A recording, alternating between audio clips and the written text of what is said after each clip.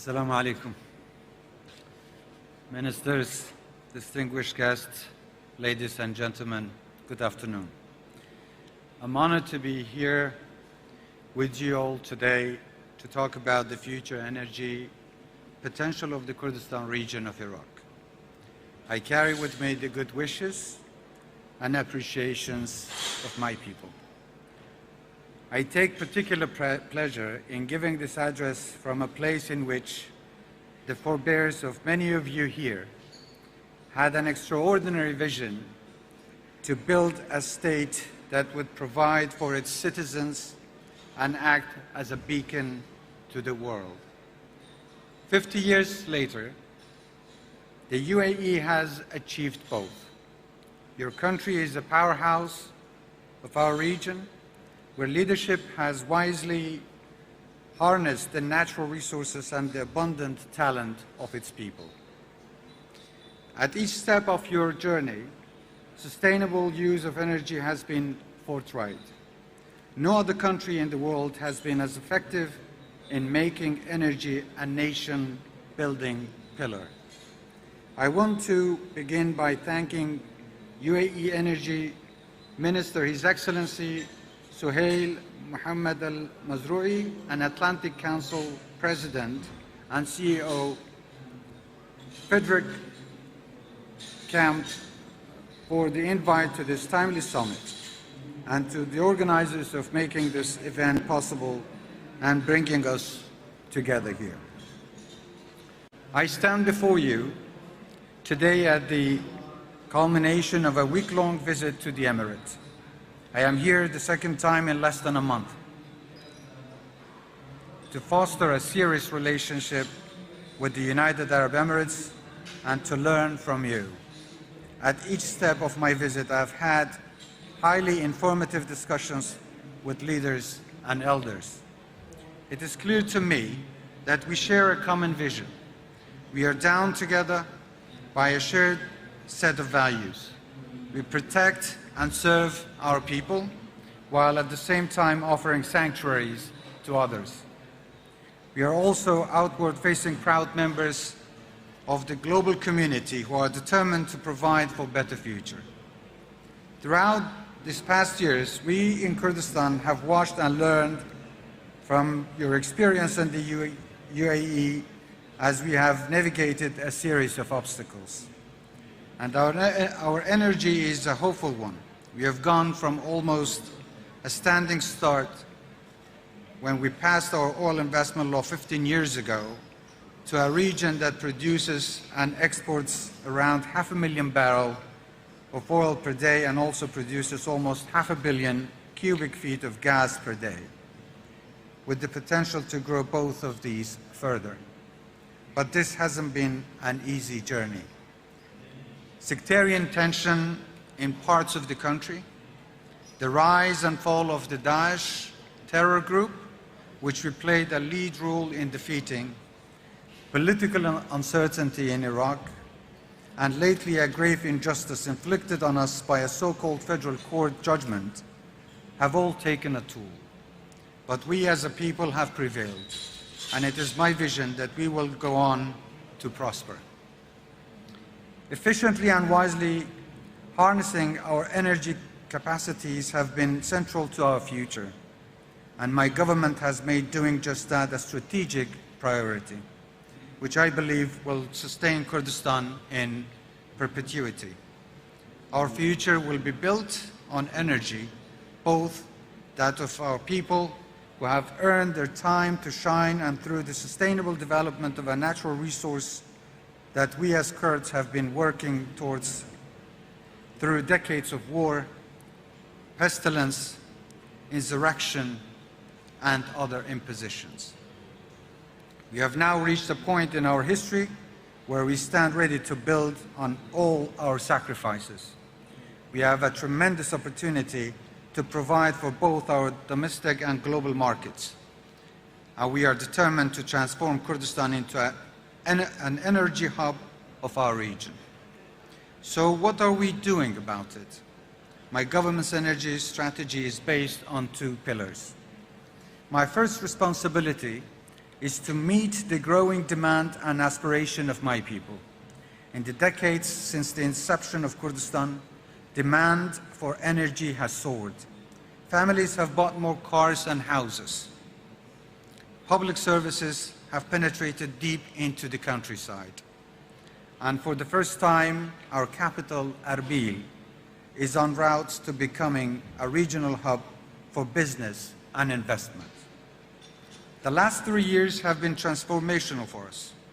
We have implemented global best practice policies in parts of our public sector and have taken measures to ensure that the blight of all reform programs, inertia, is kept at bay. We have slashed red tape in order to drive a private sector. We are encouraging entrepreneurship and rewarding creative thinking. We have digitalized parts of our public interface with institutions, a move that has slashed opportunities for inefficiencies and corruption. We are implementing banking and tax reform that will remove needless obstacles for investment and innovation. Growth is an essential path of our destination.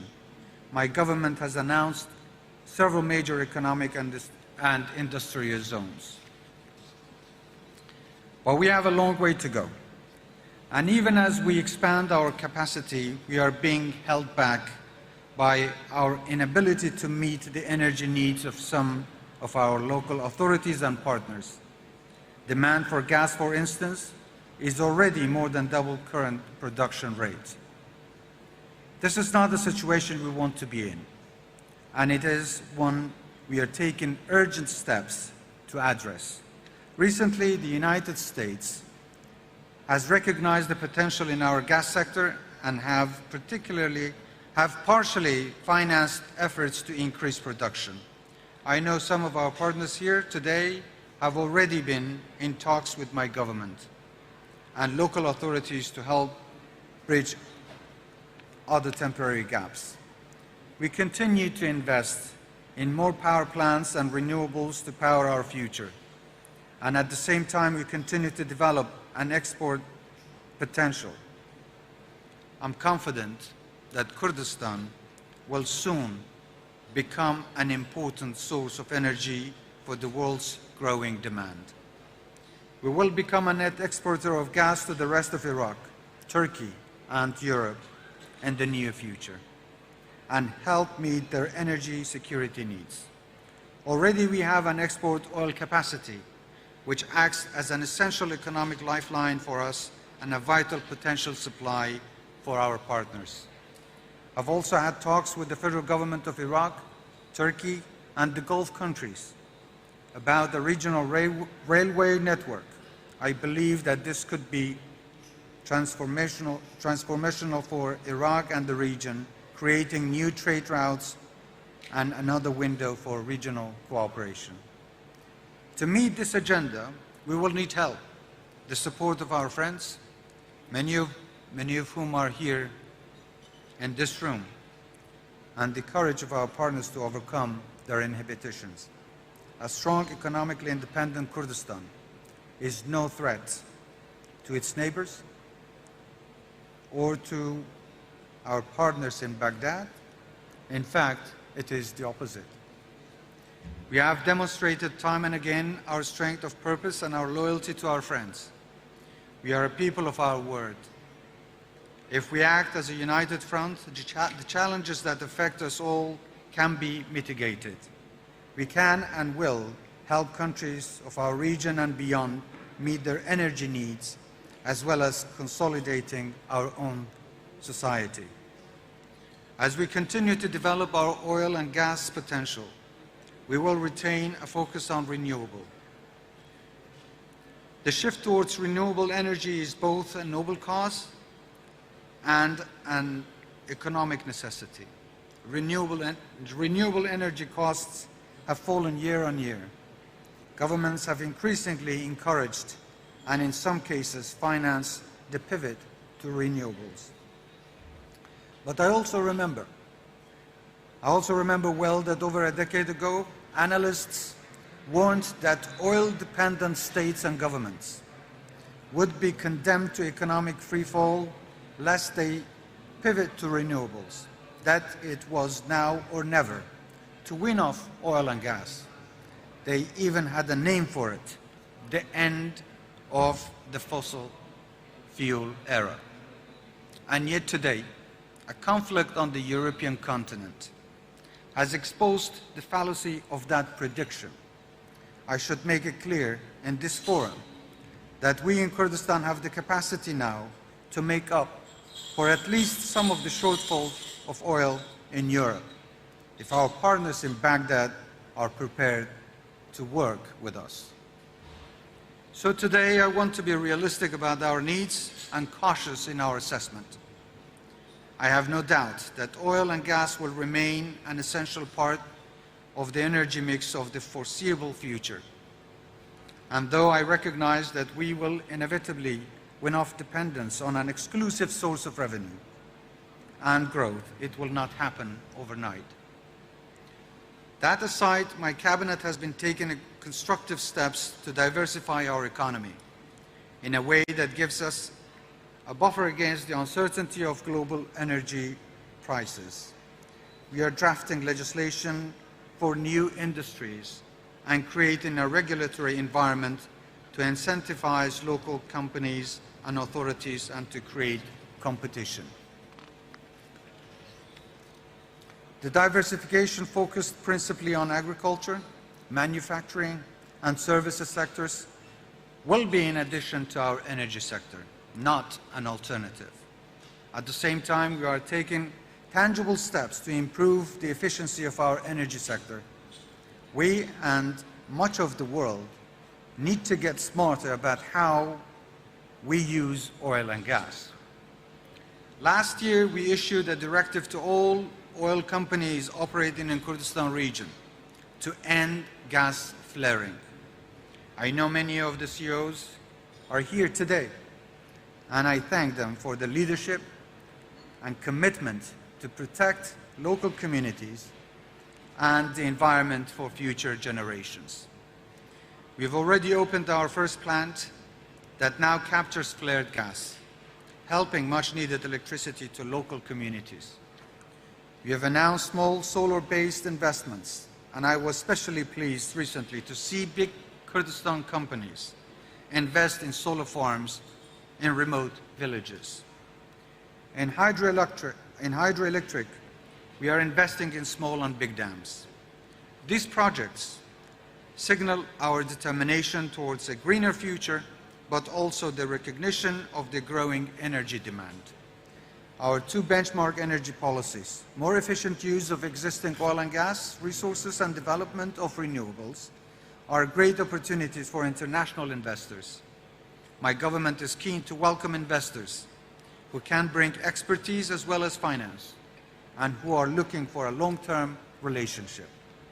Before I end, I know there are many friends and partners here from the oil and gas sector in Kurdistan, and I know that no pitch would be complete without assurances to you. I would like to reiterate to you all that my government remains committed to the contracts that have been signed between us. The contracts are in line with our oil and gas law and the Iraqi constitution, and they are a bedrock of our shared future. The sanctity of the contracts are just as important to my government as they are to you.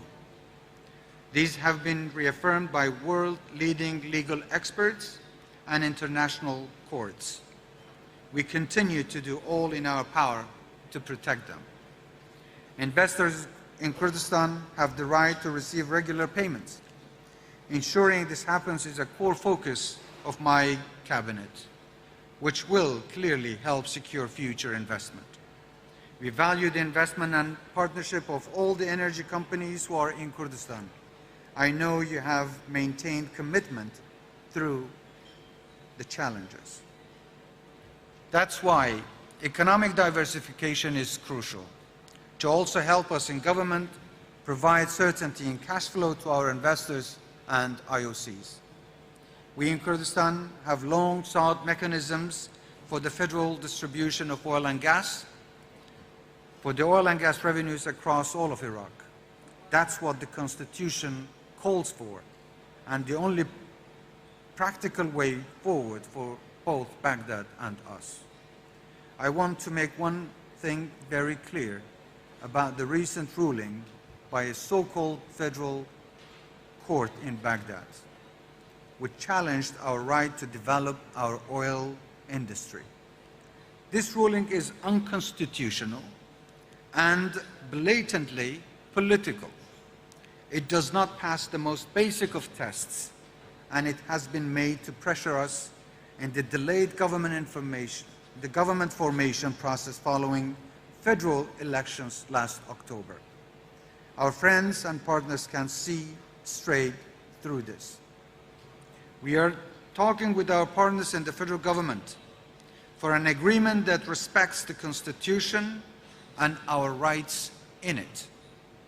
This has always been our position. And as I have always said, we want to help the rest of Iraq, from Mosul to Basra, to prosper too.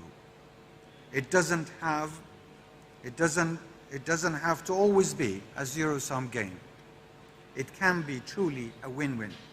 After all, Kurdistan already provides electricity to other parts of Iraq and has the ability to further support the country's energy needs. But I want to assure each and every one of you and our investors that this ruling does not represent a real challenge to our investment potential. We are open for business, and we are very much looking forward to welcoming new partners to Kurdistan. In closing, I offer you, honorable friends and colleagues, a hand of true friendship. You have set the bar high for our region and beyond. You have offered us a lot to emulate. As we continue to build Kurdistan, we will draw lessons from modern history's most successful nation builders. We are proud to call you partners and friends, and we look forward to welcoming you to our homeland just as warmly as you have accepted us into yours. Thank you very much. Wassalamu alaikum wa rahmatullah.